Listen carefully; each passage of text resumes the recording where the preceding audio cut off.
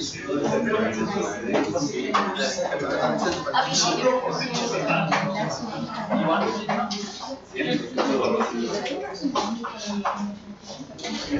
you could search, you could see the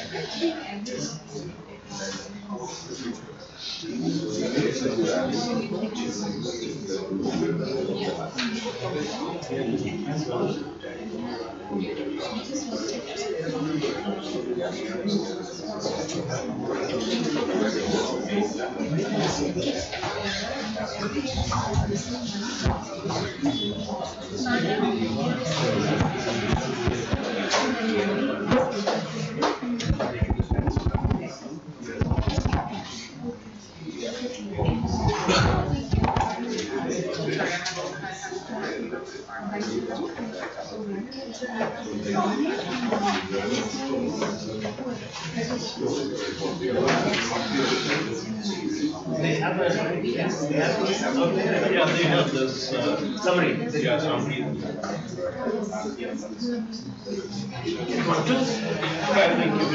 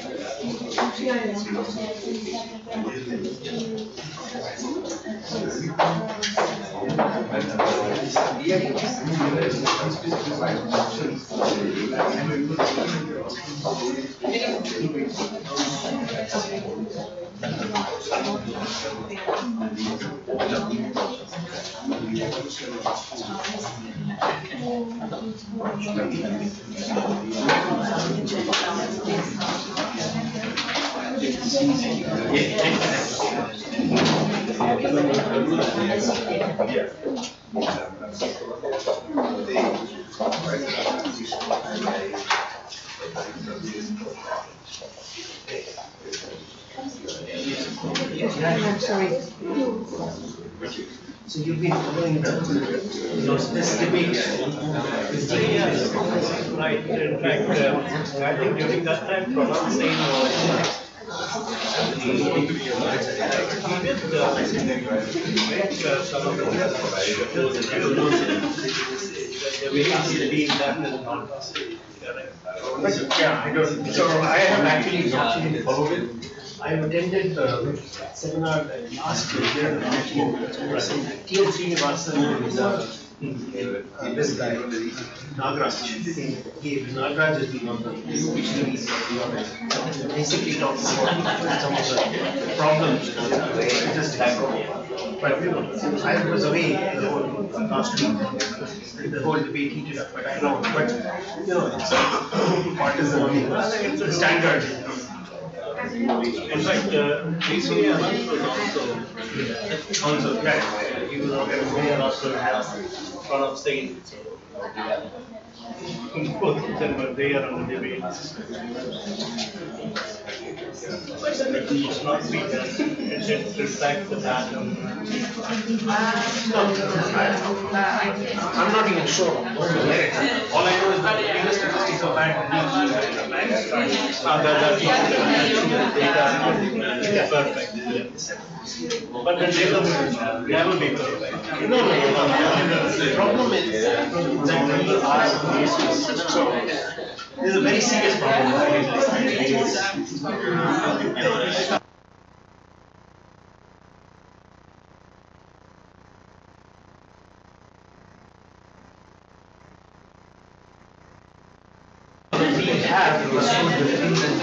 But GDP series, all of them are different series, collected differently.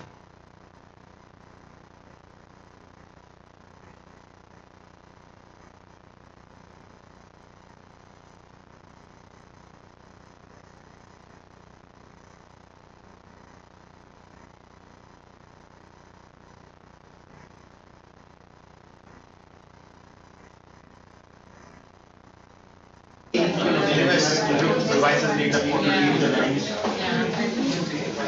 so that would be oh, they haven't shown up.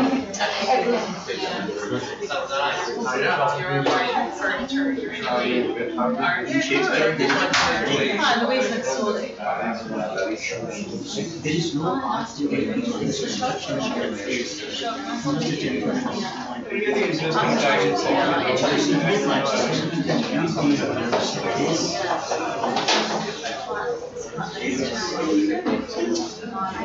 Pedestrian. When you follow yes, so because this word whole thing which is what 5-6 years.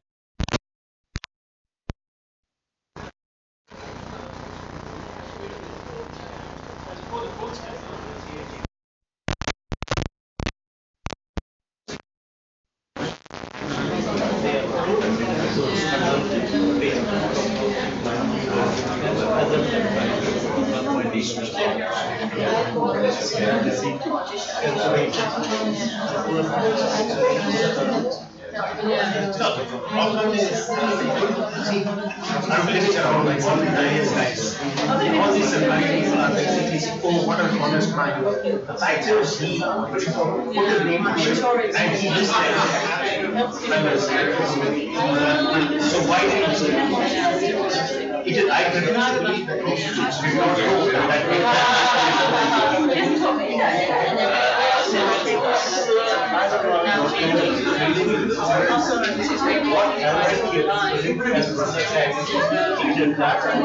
provision for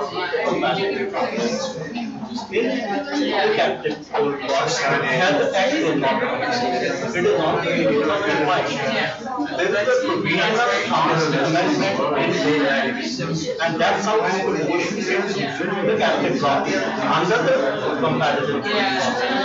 Now, everybody knew because this story is going on since 1997.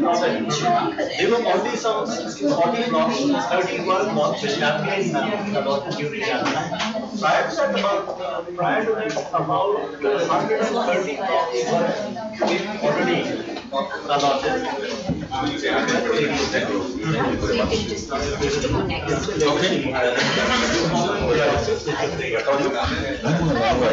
Good to see you. Come to Singapore. No, to Korea first. Singapore.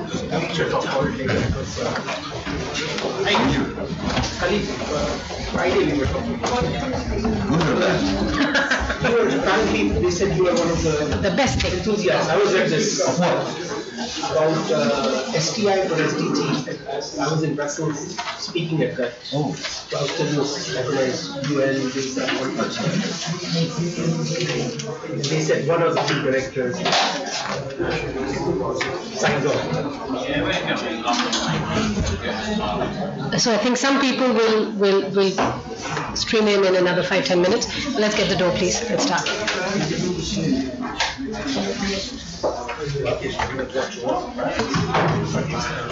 Okay, so namaskar, welcome to Brookings India. I'm Shamika Ravi, I'm the research director here and an economist. It gives me great pleasure to welcome such an eminent panel. to discuss such an important topic of incredible relevance for our country today. So while the entire discussion is really around the World Development Report, the changing nature of work, we also have speakers who will bring in the Indian context and who will sort of elaborate on what the implications of some of these results lie in case of our country. So I welcome Junaid Ahmed, the country director for the World Bank in India. Junaid, I know all your introductions say a Bangladeshi national, but now you're our own. You spend enough time here. Junaid was formerly Chief of Staff of the World Bank Group President, Jim Yonkin. Prior to joining the President's office, Junaid was the Senior Director for the Water Global Practice. He holds PhD from Stanford in economics, of course, and MPA from Harvard University and BA from Brown. Welcome, Junaid. Welcome to Brookings, India. One of the authors of the report, Michal Rutkowski. Welcome, Michal. Is the Senior Director for Social Protection and Jobs, overseeing the World Bank Global Practice. Michal holds an MSc and PhD from Warsaw School of Economics and finished his postgraduate study at the LSE. His work is mostly in labor markets and social security. The two Indian experts who are going to address this problem of human capital and the future of jobs from an Indian perspective are the eminent BJD, ex-BJD MP, Jay Panda, who was a 4-time Member of Parliament in India. He's one of the founding members of BJD and is a graduate of Michigan Technological University. With a background in engineering and management, he worked in the corporate sector before joining politics. Jay does bring in a very fresh perspective into many concerns of public policy in India and a prolific author. He has made several initiatives through the parliamentary standing committees on various topics, including finance, home, energy, urban development, and the consultative committee for Ministry of Finance and Corporate Affairs. And the second speaker, the discussant, is Govind Raj Ethira. He's a TV and print journalist and the founder of Bloom and India Spend. He's anchor of the weekly show Policy Watch on Rajya Sabha TV. Previously, he was the editor-in-chief of Bloomberg UTV and has in the past worked with CNBC. Govind is a very familiar face. So welcome all of you. Welcome to Brookings. Thank you all for your time. So the way we're going to proceed with the event is, first I'll invite Junaid to give some opening remarks on the report, and then Michal to go into a little bit detail on what the report conveys, and then I'm going to request the two discussants to give their remarks. And then we have a little bit of time, perhaps about 20 minutes at the end for some Q&A. So let's start with you, Junaid. Welcome. Thank you very much. Thank you for welcoming me as part of the family. I have to tell you, the years that I've been working in the World Bank, so whenever I go home to Bangladesh, around dinner table, if there's, for example, a discussion about why water prices have gone up or electricity prices have gone up, they all look at me and said, what has the World Bank done now? So, I have to tell you, now that I go home and the dinner table, first they hit the World Bank and then they say, so what did India do now to get this? So I have to defend both sides equally. But let me assure you, on the cricket field, there's only one nationality that I support. Let me give you a perspective from a country director's point of view when this report was started. So quite a lot of discussions about the future of work and what it means. And I looked at what we were doing here, and it's interesting. What we've been working on is state capability. How do you strengthen the ability of states to address the future? And we're talking about fundamentals of state capability, fundamentals of education, social protection. So in many ways, this issue of future of work seemed very far from the work that we were doing.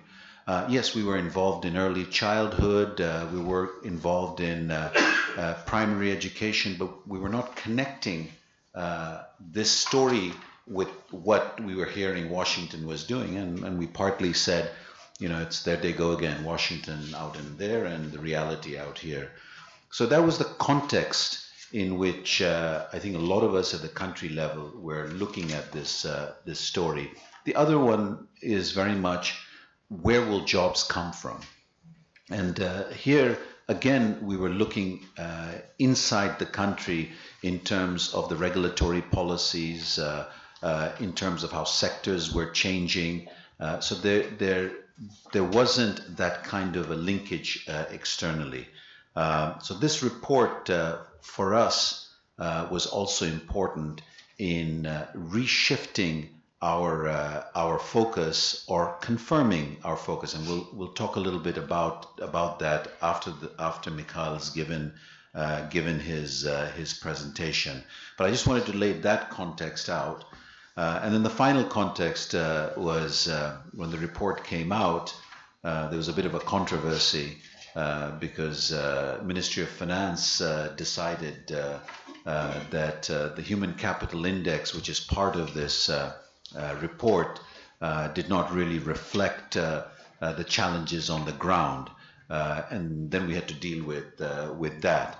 And I'll come back to it after Michal has presented. So in many ways, my introduction to Michal is, we in the country offices were waiting for this report as much as many of the country officials were waiting for this report.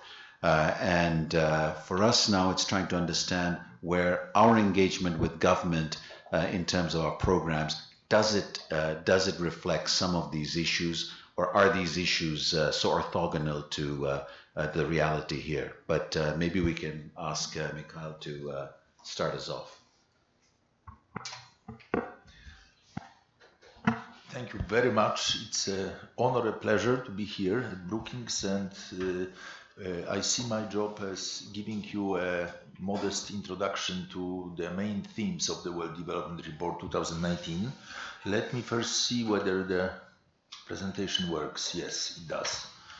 So without further ado, let me start by, oh yes, sorry, we didn't rehearse it. The World Development Report casts really the duel, which is a duel between automation and innovation.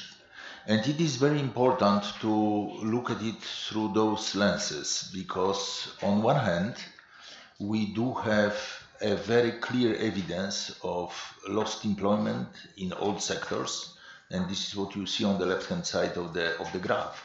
But at the same time, we all experience the new employment in new sectors appearing at the same time, and the battle between automation and innovation is indeed the key element of the key founding ingredient of the World Development Report 2019.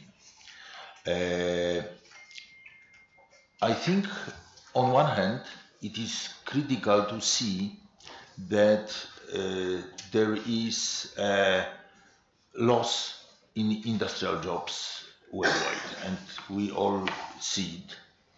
And at the same time, we also see that there are jobs coming about and becoming reality which were not invented, which were not conceived a few years ago. This graph, which you see here, it actually shows how the old way of progress, which is new jobs being created by industrial champions such as IKEA, such as Walmart, how slow the progress is by standards of Taobao or Amazon nowadays.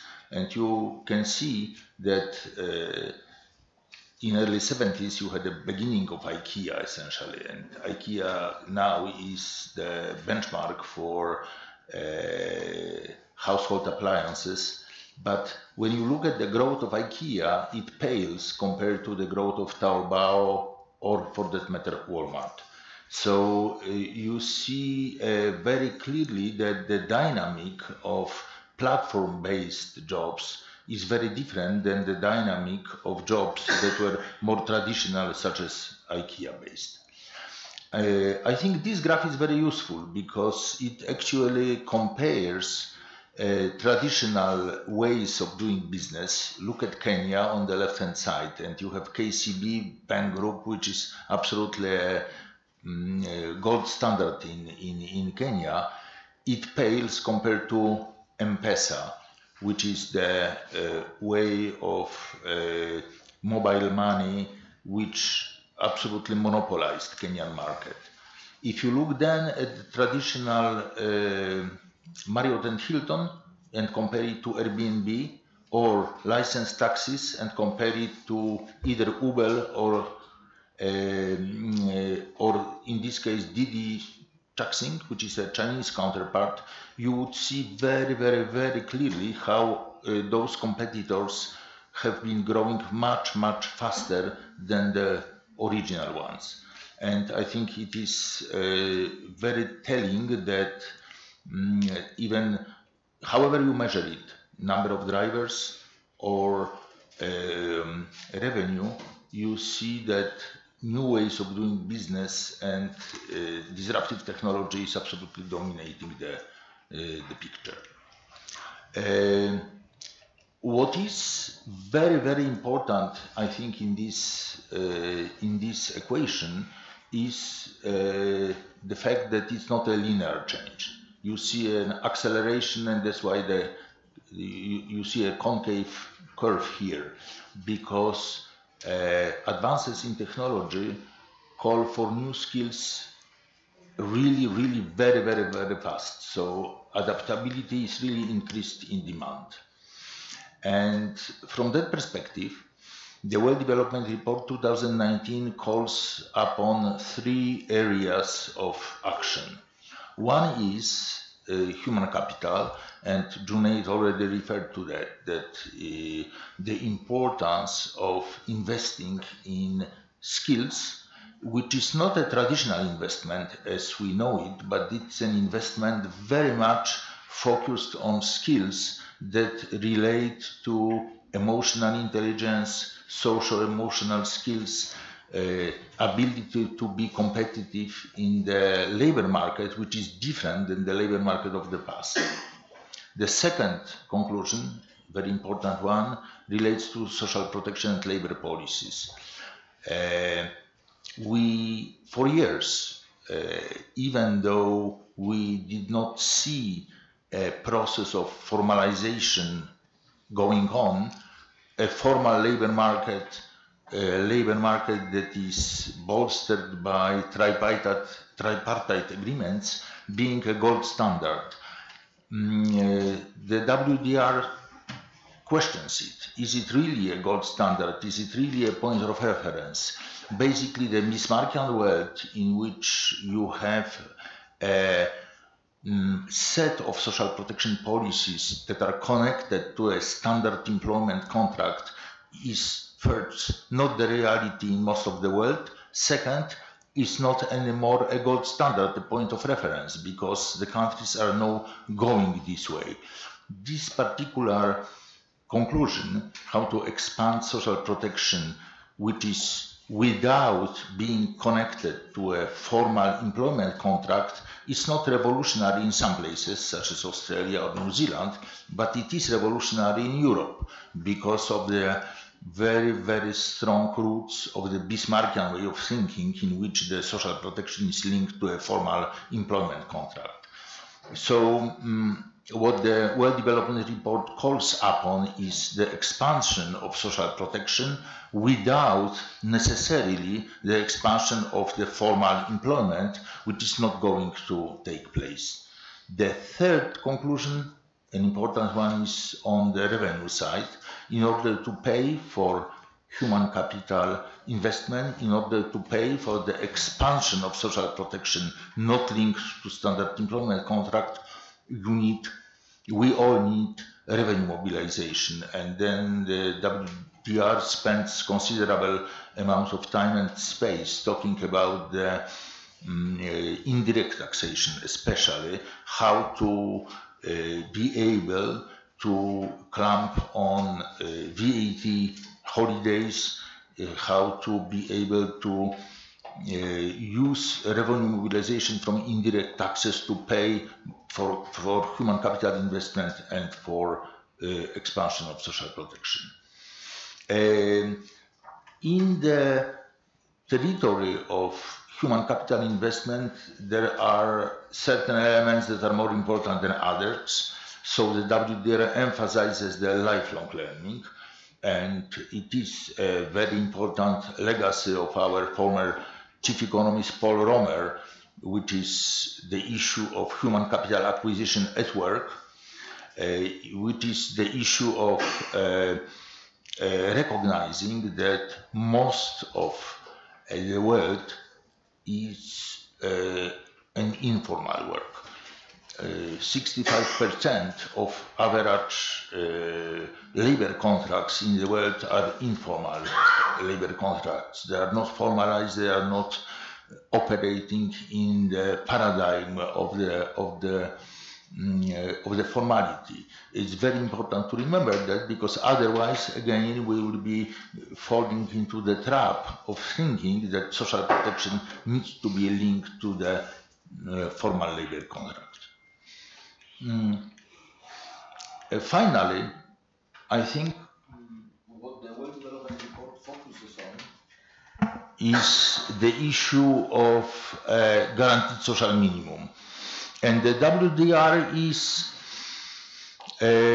spending considerable amount of space on talking about various options for guaranteed social minimum. So it discusses the issues of universal basic income versus guaranteed minimum income, merits of targeting vis-à-vis other options of reaching the poorest. I think the bottom line, which I would like to convey to you, is that the WDR basically says that universal basic income is either too expensive or irrelevant. If it is really going to replace existing mechanisms to reach the poorest, it becomes so expensive that it's not affordable. If, on the other hand, it is just an add-on to existing social protection systems, it's very small, it's an add-on that doesn't really make a difference. So in this sense, I think the casting it as either unaffordable or irrelevant is probably the best way of doing it. Those concentric circles you see, they are important in the sense that they distinguish between what should be accessible to every individual, and this is guaranteed minimum. And this is where we have a very, very serious debate about the methods of targeting, how you target, how you go about it.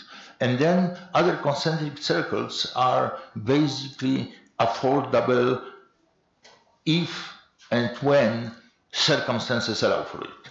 So social insurance is in a way a luxury, but it's something which is fundamentally very important for risk management of workers that do never enjoy the formal employment contract. That's why the WDR really focuses on how to allow risk management for informal sector workers, how to allow for social insurance being available even when the formal employment contract is not there.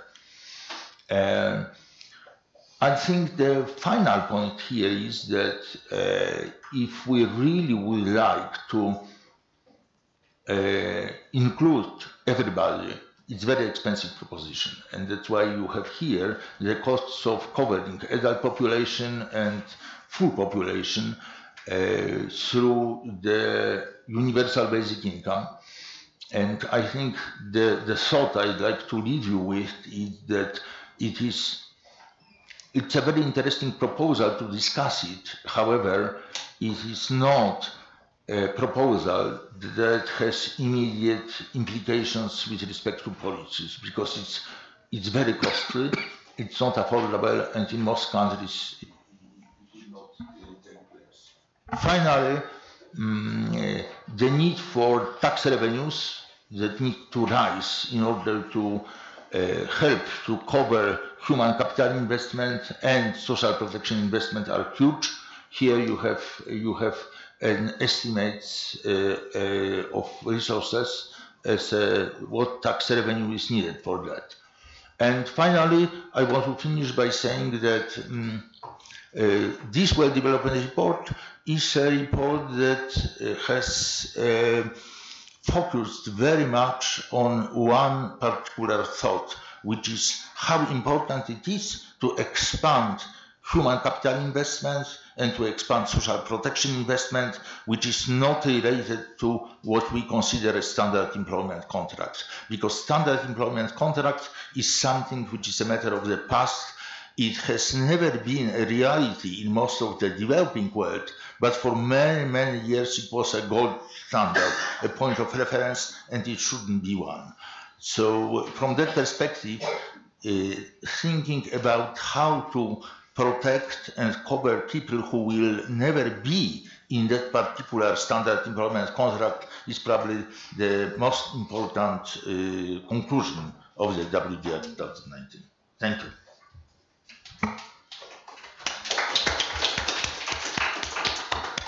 Thank you, Michal.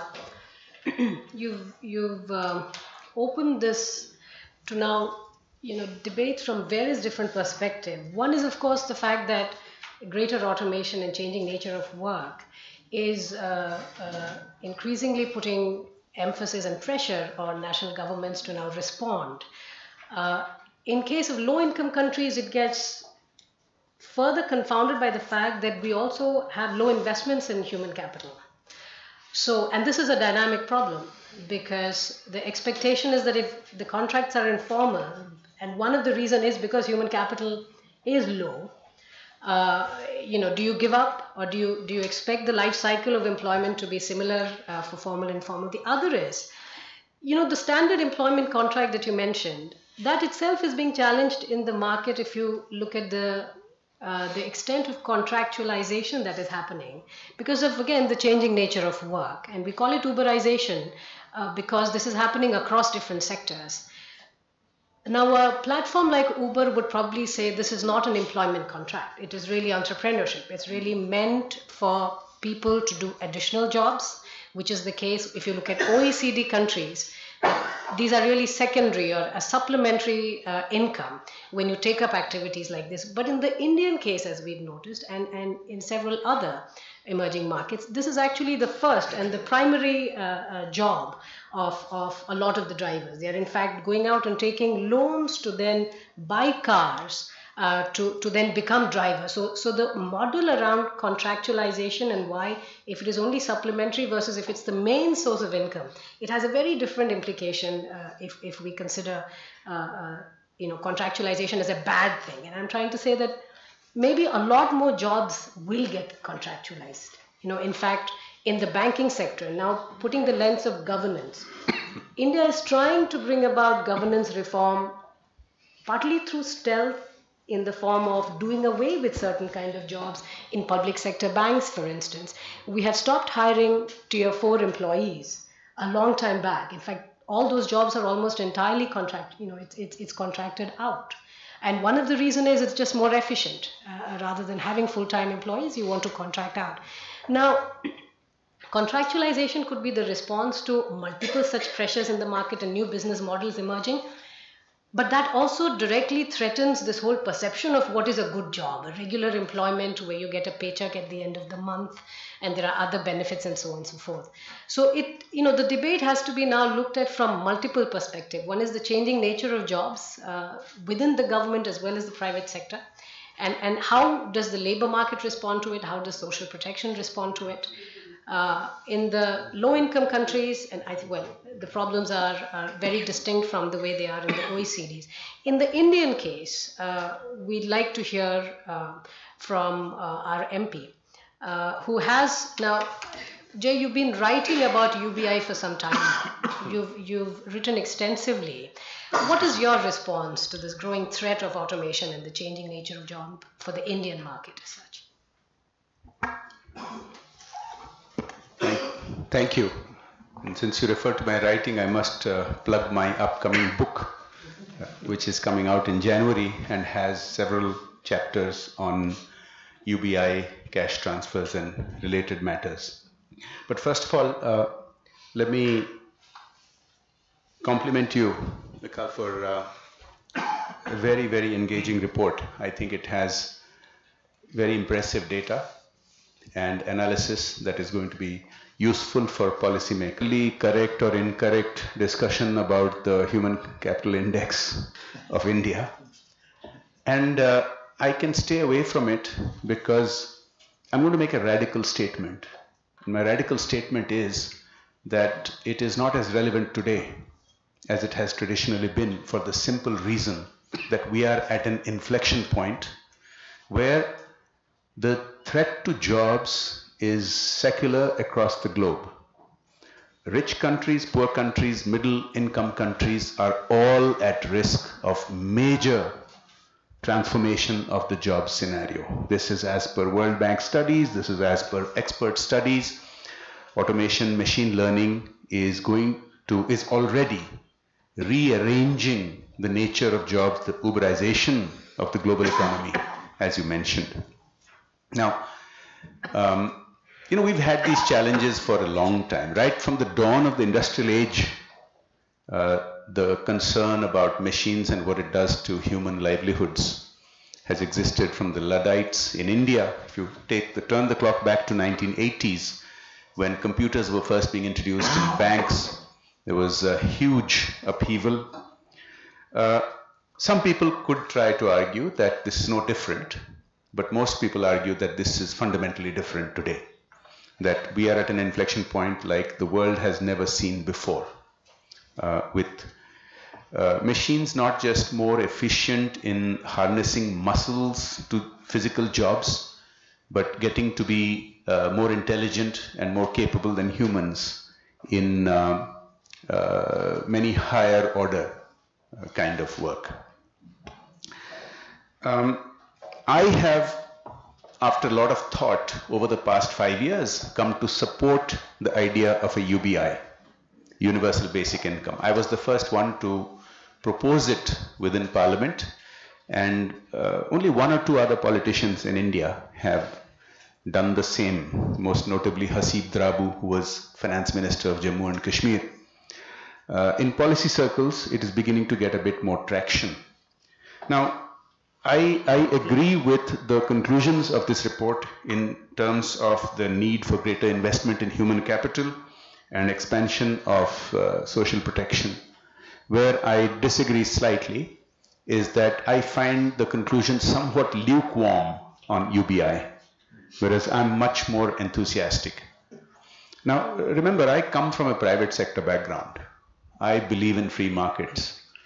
But I think that UBI is an idea whose time has come because there is no other solution on the horizon for providing this expanded social protection because of the major threats to not just jobs but social order.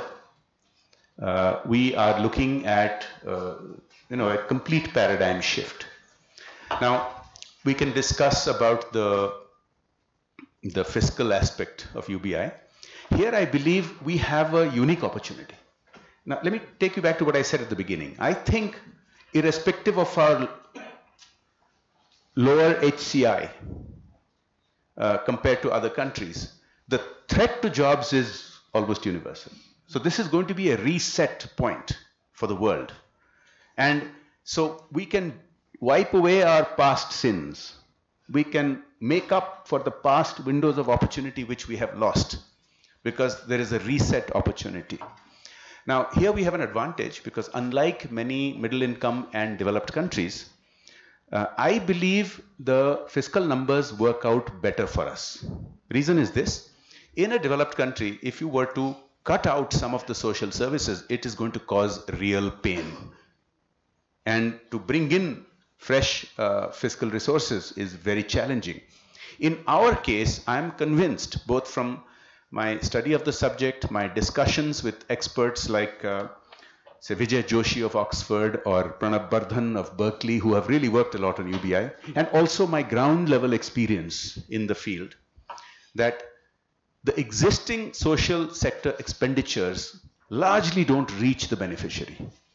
So when you cut them and you redirect them, and particularly if you do it with technology, as we are beginning to see with the use of biometrics, you have a win-win scenario.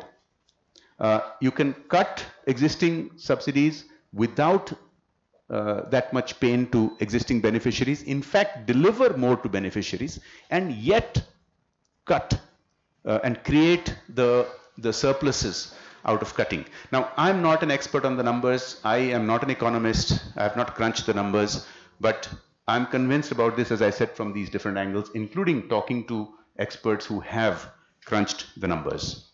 Now, in India, UBI is also viable for a variety of other reasons, because we aren't talking about very large numbers. Now, I have seen in rural India what a 300 rupee pension does to very old and frail, poor, illiterate people. It's a lifesaver. It's a tremendous lifesaver. So anybody who thinks 1,000 rupees is not material, please come with me to Kendrapada and other parts of rural India.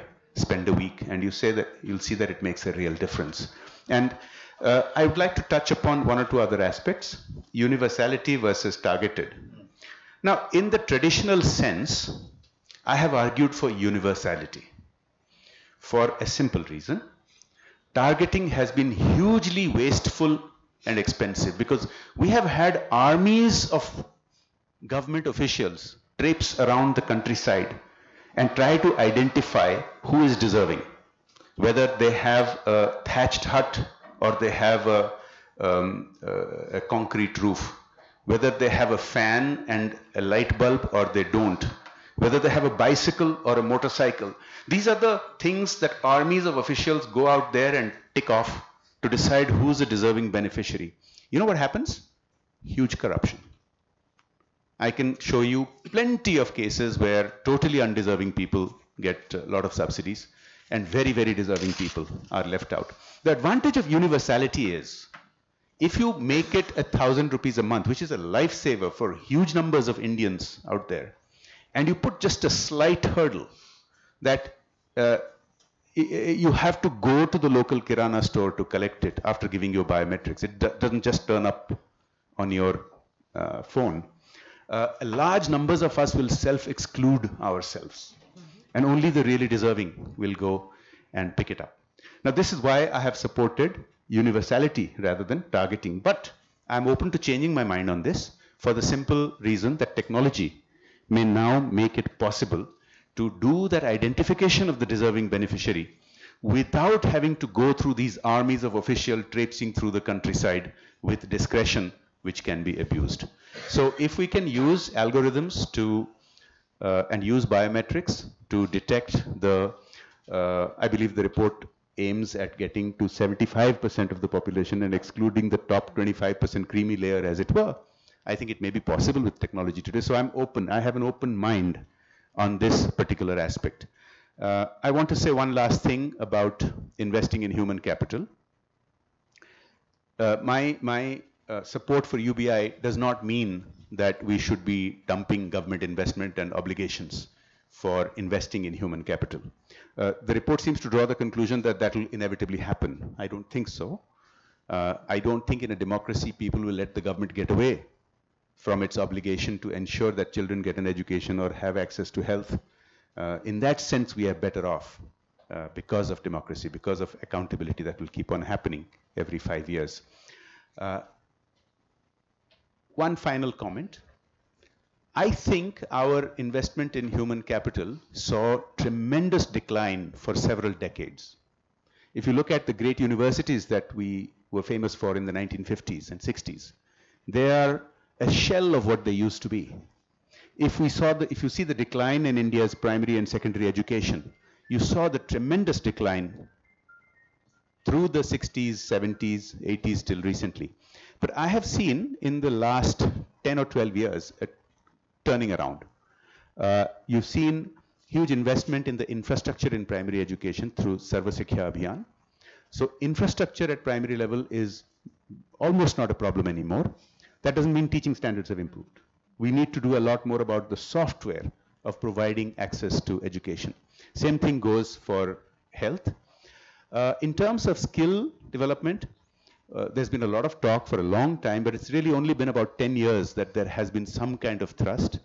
It's been, it's had mixed results, but I think it has the right intent behind it. We need to scale up very, very dramatically because the skills required, as this report shows, has been changing and will continue to change very dramatically. On the standard contract, I'm going to withhold comment until I understand it a little more. In one sense, the Uberization of the economy globally means that we are going back, turning the clock back 300 years before the growth of big corporations, where everybody was on a non-standard contract. Everybody was an artisan or a laborer or a professional of some sort and had a non-standard contract. Enforcing of a standard contract is going to be a huge challenge. So I'm going to sort of sit back on this one and wait more before I take a call on standardized contracts. Maybe that should be a subject for my second book. Thank you. Thank you, Jay. Now may I welcome Govind for your remarks, please. Thank you, Shamika, for inviting me. So I'm a financial journalist and I'll speak mostly from that perspective. Few points. I think one is, so we seem to have accepted that there is a problem with work, as in there is a change, there's artificial intelligence, there's machine learning, and that's going to obviously demolish the very nature of jobs as we know it. So, and we also acknowledged it. I think we've understood and acknowledged, but I think the response is something that's not clear to me at this point. It could be clearer perhaps if it was clear who is going to take the responsibility or the mantle of creating those jobs and converting it. So to give you an example, I was interviewing one of the CEOs at Accenture about 4 or 5 months ago, and they were saying, no, Accenture employs about half a million people, 500,000. Of which about 150,000 are in India, and I think Philippines has about 50,000 and 44,000 in the US. So US is actually the smallest in the Accenture, and that might be the case for many other multinationals.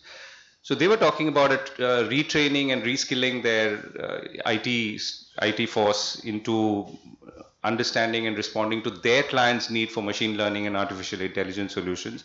But at a very, very large scale. They were talking about training tens of thousands of people and actually achieving it. So very, very intensive, high intensity crash courses, off-site training to bring people up to speed. And there's this other word called digital. So how do you make people ready for the digital economy? Digital is really Uber, you know. So when you use an Uber, that you're really entering the digital economy, so to speak.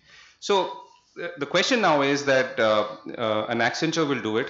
An Infosys will do it, a TCS will do it, Tata Steel might do it, but what about the rest? And to that extent, I can only pose questions. I don't have answers, and maybe Jay will be kind enough to pick them up and respond. So that's the first question. Second, as it flows from that is, and the report also points out that we are actually more, we have a much higher informal economy than even other emerging economies. If the emerging economy average is 65%, we are at 90%. So if we are at 90% and only 10% is formal, then goes back to the question of who's going to take up the mantle of responding to this this larger problem. The report also suggests that, and I have no view here, that small enterprises are not cost effective as jobs may not be stable. So to assume that small enterprises will come in either because you've got massive credit schemes going or through some other entrepreneurial schemes, but whether they will respond and be able to sustain is a question mark, or could be a question mark. The third is that is globalization. Now, globalization clearly seems to increase return on human capital, since that's the first starting point or the second point of this report. So where do we stand on globalization as a country? I don't know. We seem to have taken a few steps back, which may be tactical, may not be strategic, but if it's strategic, then it's a worry. And if it's tactical, going on to strategic, then I don't know where we stand. So that's another question I'd like to pose. Where do we stand? Because are we going to benefit from globalization going forward? Are we going to see more, let's say, cross-border economy? It could be in the information technology space or otherwise. The third is that the interesting, in a way, good news. I read in the report that we have 4 million app developers in India now. Right? So this is a number, obviously no one knew it. Like no one knew that there was an information technology sector which had suddenly become $90 billion or $100 billion. So if that's the case and policy does not seem to have played a role in it, then going forward, will things happen in the same way? That policy may continue in one direction, but entrepreneurs and enterprises will figure out ways to do things, and moreover, the workforce will figure out ways to find, self-train themselves and so on. But that's going into a territory which is, in a way, I don't know if it's dangerous, but it's strange because it means that everyone else is pretty much given up or has no clue what's going on. And yet, the economy will continue to grow because of all these forces. The fourth part is the report talks about mobilizing revenue. The sources of revenue mentioned here are mostly to do with going after companies which are involved in base erosion and profit sharing, because which is really tax shifting. So Google has a subsidiary in Ireland. Facebook will be in maybe Singapore, and so on. And the numbers are actually quite interesting. So 50% of total foreign income of all multinationals reported in jurisdictions with an effective tax rate of less than 5%. So at one level we say, okay, here are the people who can take the mantle, but the moment they become multinationals, they're also trying to save money. And what this report is arguing is that you need to bring the money back into the system to create the social protection. The last point is on industrial employment. So Vietnam has gone from 9% in 91 to 25% in 2017. There are more garment manufacturers in Vietnam than in India today, as there are in Bangladesh. So that's a race, if it was a race, that we seem to have lost. Now, is that a race we should still be fighting to be back in? Can we do so, or should we just forget about it and go back to point one, which I mentioned earlier? So I think there are 3 or 4 points that I'll kind of pose. One is, who's going to bring the formal jobs in this system, since it's more likely that the formalized sector will be able to respond to this threat of the future of work. Secondly, what is the nature of globalization as we see it, and how do we either benefit or not benefit? Third is small enterprises. Do we see them? Are we sure that they are the ones who will be able to hold up this economy? Can we, we all dream of Italy saying that we can, or Germany for that matter, you say Mittelstand, so many powerful small enterprises which hold up the economy.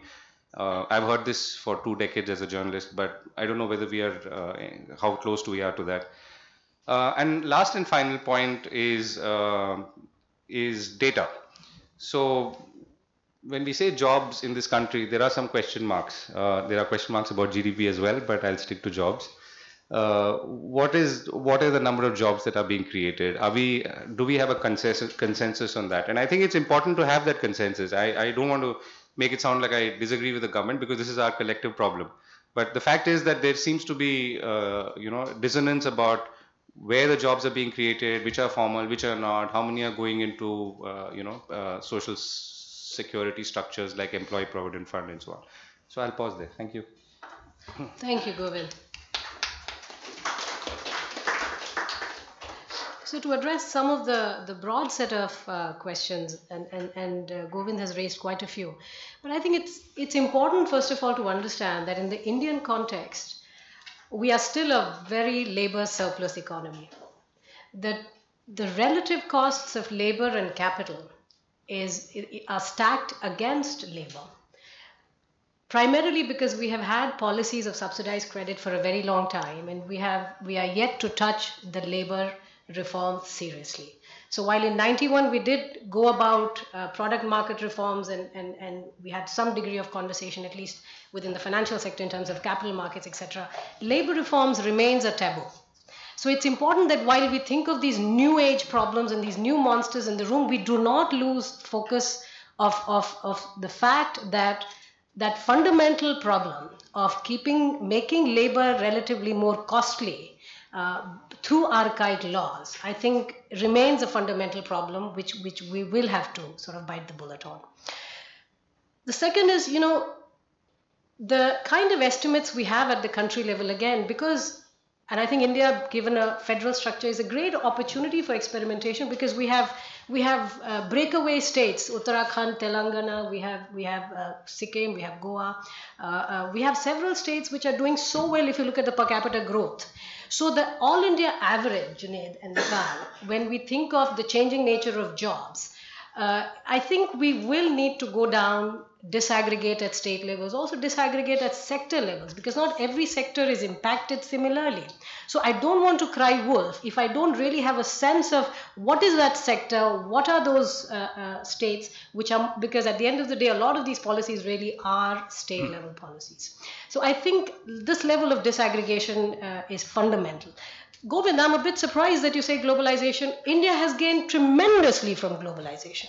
Our entire IT revolution and the growth, the way we understand my question it is today. forward. My question is forward. No, fair enough. But I also want us to be open-minded and understand that even though we might have lost the race as far as textiles is concerned, because Bangladesh and Vietnam obviously have got their act together, low-end manufacturing, electronics, etc., in the future, that demand is only going to keep increasing, because you have Africa, Asia, these are all, most parts of the world are still growing, and they're growing out of, lower income into middle income, where the demand for apparels, leatherwares, low-end electronics, all of this is only going to increase.